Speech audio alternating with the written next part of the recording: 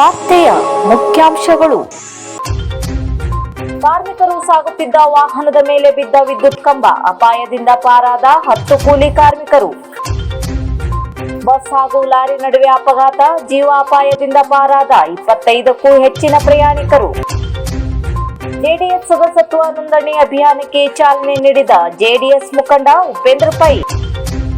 ಮಾಧ್ಯಮಿಕ ಶಾಲಾ ನೌಕರರ ಬೇಡಿಕೆಗಾಗಿ ಸರ್ಕಾರಕ್ಕೆ ಮನವಿ ನೀಡಿದ ನೌಕರರ ಸಂಘ. ಹೆಸ್ಕಾಂ ನಿರ್ಲಕ್ಷ್ಯಕ್ಕೆ ಬಲಿಯಾದ ಯುವಕ. ಐಸಿಇಆರ್ ರಾಷ್ಟ್ರಮಟ್ಟದ ಪರೀಕ್ಷೆಯಲ್ಲಿ 685ನೇ ರ್ಯಾಂಕ್ ಗಳಿಸಿದ ಕನ್ನಿಕಾ. ಐಸಿಇ ರಾಷ್ಟ್ರಮಟ್ಟದ ಪರೀಕ್ಷೆಯಲ್ಲಿ ಉತ್ತರ ಕನ್ನಡ ಜಿಲ್ಲೆಯ ಪ್ರತಿಷ್ಠಿತ ಶಿಕ್ಷಣ ಸಂಸ್ಥೆಗಳಲ್ಲೊಂದಾಗಿರುವ ಶಿರಸಿಯ ಚಂದನ ಪಿಯು ಕಾಲೇಜಿನ ವಿದ್ಯಾರ್ಥಿ ಕನ್ನಿಕಾ ಭಟ್ 685ನೇ ರ್ಯಾಂಕ್ ಗಳಿಸುವ ಮೂಲಕ ಕಾಲೇಜಿನ ಶಿಕ್ಷಣ ಮಟ್ಟವನ್ನು ಎತ್ತಿ ಹಿಡಿದಿದ್ದಾಳೆ. ಇವಳ ಸಾಧನೆಗೆ ಕಾಲೇಜಿನ ಆಡಳಿತ, ಪ್ರಾಂಶುಪಾಲರು ಮತ್ತು ಸಿಬ್ಬಂದಿ ವರ್ಗ ಅಭಿನಂದನೆ ವ್ಯಕ್ತಪಡಿಸಿದೆ. ಹೆಸ್ಕಾಂ ನಿರ್ಲಕ್ಷ್ಯತನಕ್ಕೆ ಯುವಕನೋರ್ವ ಬಲಿಯಾದ ಘಟನೆ ಯಲ್ಲಾಪುರ ತಾಲೂಕಿನ ಹಾಸಣಗಿಯ ಅಣಲೇಸರದಲ್ಲಿ ನಿನ್ನೆ ಸಂಜೆ ನಡೆದಿದೆ. ಯಲ್ಲಾಪುರ ತಾಲೂಕಿನ ಜಡಗಿನಕೊಪ್ಪದ ಆನಂದ್ ಸೋಮಾಸಿದ್ದಿ ಮೃತಪಟ್ಟ ಯುವಕನಾಗಿದ್ದಾನೆ. ಯುವಕ ಅನುಭವ ಇಲ್ಲದೆ ಮತ್ತು ಯಾವುದೇ ಸುರಕ್ಷತಾ ಕವಚ ಧರಿಸದೆ ವಿದ್ಯುತ್ ಕಂಬ ಹತ್ತಿದಾಗ ವಿದ್ಯುತ್ ಸ್ಪರ್ಶಗೊಂಡು ಕೆಳಗೆ ಬಿದ್ದು ಮೃತಪಟ್ಟಿದ್ದಾನೆ. ವಿದ್ಯುತ್ ಕಂಬ ಹತ್ತಿಸಿದ ಆರೋಪದ ಮೇಲೆ ಯಲ್ಲಾಪುರ ಲೈನ್ಮ್ಯಾನ್ ಸುನಿಲ್ ಹಾಗೂ ಸೆಕ್ಷನ್ ಆಫೀಸರ್ ನಾಗರಾಜಾಚಾರಿ ಮೇಲೆ ಪೊಲೀಸರು ಪ್ರಕರಣ ದಾಖಲಿಸಿದ್ದಾರೆ. ಇದು ಅರೇಬೇಲ್ ಘಟ್ಟದಲ್ಲಿರುವ ಎಸ್ ಕ್ರಾಸ್ ಬಳಿ ನಡೆದ ಲಾರಿ ಹಾಗೂ ಖಾಸಗಿ ಬಸ್ ನಡುವೆ ಸಂಭವಿಸಿದ ಅಪಘಾತ. ಈ ಅಪಘಾತದಲ್ಲಿ ಬಸ್ನಲ್ಲಿದ್ದ 25 ಪ್ರಯಾಣಿಕರು ಜೀವಾಪಾಯದಿಂದ ಪಾರಾಗಿದ್ದಾರೆ. ಇದು ಬೆಳಗ್ಗೆ ನಡೆದ ಘಟನೆ.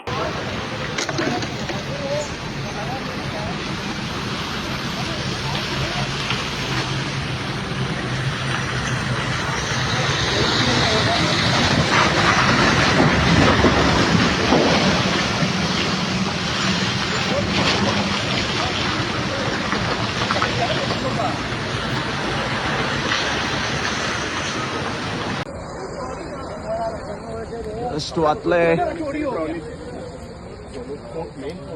वेलार सकत पूरा.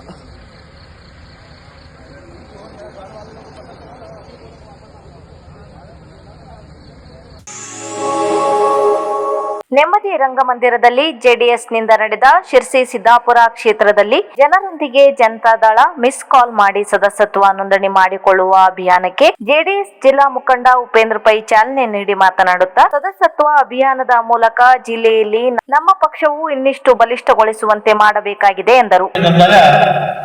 ಮಾನ್ಯ ದೇವೇಗೌಡರ ಮಾರ್ಗದರ್ಶನದಂತೆ, ಕುಮಾರಸ್ವಾಮಿ ಅವರ ಮಾರ್ಗದರ್ಶನದಂತೆ ಯುವ ನಾಯಕರಾಗಿರ್ತಕ್ಕಂಥ ನಮ್ಮ ನಿಖಿಲ್ ಕುಮಾರಸ್ವಾಮಿ ಅವರು ಈ ರೀತಿ ಒಂದು ಹೊಸ ತಂತ್ರವನ್ನು ಬಳಸಿ ಮೊಬೈಲ್ನಲ್ಲಿ ನೀವು ಸದಸ್ಯತ್ವ ನಂಬರ್ ಮಿಸ್ ಕಾಲ್ ತೋರಿಸಿದ ತಕ್ಷಣ ನಿಮ್ಮ ಹೆಸರು, ನಿಮ್ಮ ಕ್ಷೇತ್ರ ಬರ್ತದೆ ಕೂಡಲೇ ಅಂತ ನೀವು ಕ್ಲಿಕ್ ಮಾಡಿದ ತಕ್ಷಣ ಇವನ್ 30 ಸೆಕೆಂಡ್ ಅಲ್ಲಿ ನಿಮ್ಮ ಫೋಟೋ ಬರೋದ್ರ ಮುಖಾಂತರ ನೀವು ಸದಸ್ಯತ್ವ ನಿಮ್ಮ ಸಂಖ್ಯೆ ಇದು ನಂಬರ್ ಬರ್ತದೆ.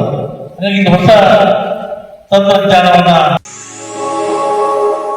ಮಾಧ್ಯಮಿಕ ಶಾಲಾ ನೌಕರರ ವಿವಿಧ ಬೇಡಿಕೆಗಳನ್ನು ಈಡೇರಿಸಬೇಕೆಂದು ಸರ್ಕಾರಕ್ಕೆ ಆಗ್ರಹಿಸಿ ರಾಜ್ಯ ಮಾಧ್ಯಮಿಕ ಶಾಲಾ ನೌಕರರ ಸಂಘದ ಶಿರ್ಸಿ ಶೈಕ್ಷಣಿಕ ಜಿಲ್ಲಾ ಘಟಕದಿಂದ ಉಪವಿಭಾಗ ಅಧಿಕಾರಿಗಳಿಗೆ ಮನವಿ ನೀಡಲಾಯಿತು. ಉಪವಿಭಾಗ ಅಧಿಕಾರಿಗಳ ಅನುಪಸ್ಥಿತಿಯಲ್ಲಿ ಕಚೇರಿ ವ್ಯವಸ್ಥಾಪಕರಾದ ಡಿಆರ್ ಬೆಳ್ಳಿಮನಿ ಮನವಿ ಸ್ವೀಕರಿಸಿದರು.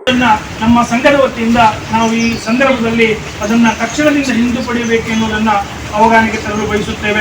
ಉತ್ತರ ಕನ್ನಡ ಜಿಲ್ಲೆಯು ಭೌಗೋಳಿಕವಾಗಿ ವಿಶಾಲವಾದ ಪ್ರದೇಶವಾಗಿದ್ದು ಇಲ್ಲಿಯ ವ್ಯವಸ್ಥೆ ಮಲೆನಾಡು, ಕರಾವಳಿ ಹಾಗೂ ಇನ್ನಿತರ ಪ್ರದೇಶಗಳಿಂದ ಕೂಡಿದ್ದು ಇಲ್ಲೇ ಜನಸಂಖ್ಯೆ ವಿರಳವಾಗಿರುವುದರಿಂದ ಸರ್ಕಾರದ ನಿಯಮದಂತೆ 70 ಮಕ್ಕಳು ಒಂದು ತರಗತಿಗೆ ಇರಬೇಕು, 30 ಮಕ್ಕಳು ಕನಿಷ್ಠ ಇರಬೇಕು ಎನ್ನುವಂಥ ನಿಯಮವನ್ನು ಏನು ನಮ್ಮ ಮೇಲೆ ಮಾತ್ರ ಮಾಡ್ತಾ ಇದ್ದಾರೆ, ಅದನ್ನು ಸಡಿಲಿಸಿ ಅದನ್ನು 20 ಅಥವಾ ಇಲ್ಲಿಯ ಭೌಗೋಳಿಕ ವ್ಯವಸ್ಥೆಗೆ 15 ಇಳಿಸಿ ಖಾಸಗಿ ಶಿಕ್ಷಣ ಸಂಸ್ಥೆಯನ್ನು ಉಳಿಸಬೇಕು ಎನ್ನುವಂಥದ್ದನ್ನು ಈ ಮೂಲಕ ತಮ್ಮಲ್ಲಿ ಕೋರಿದೆ.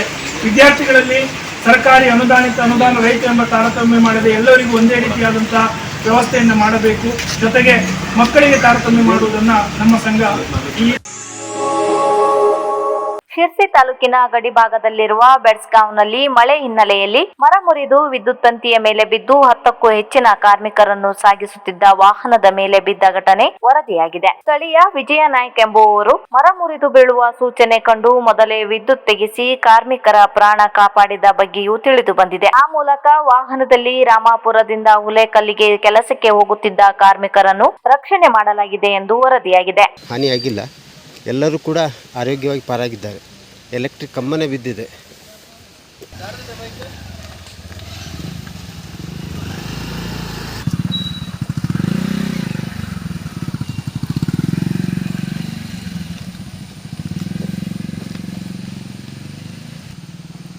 ವಿದ್ಯುತ್ ಮೇನ್ ಲೈನ್ ಬಿದ್ದಿದೆ. ದೊಡ್ಡ ಅವಘಡ ಆಗಬೇಕಾಗಿತ್ತು. ಅದೃಷ್ಟವಶಾತ್ ಯಾವುದೇ ರೀತಿ ಅವಘಡ ಆಗಿಲ್ಲ. ಇದು ಬಹುತೇಕ ರಾಮಾಪುರ ಕೋಡಂಬಿ ಕಡೆಯಿಂದ ಕೂಲಿ ಕಾರ್ ಕೆಲಸಕ್ಕೆ ಬರೋರು ಬೆಡ್ಸ್ಗಾಂವ್ಗೆ ಅವಘಡ ಆಗಿದೆ.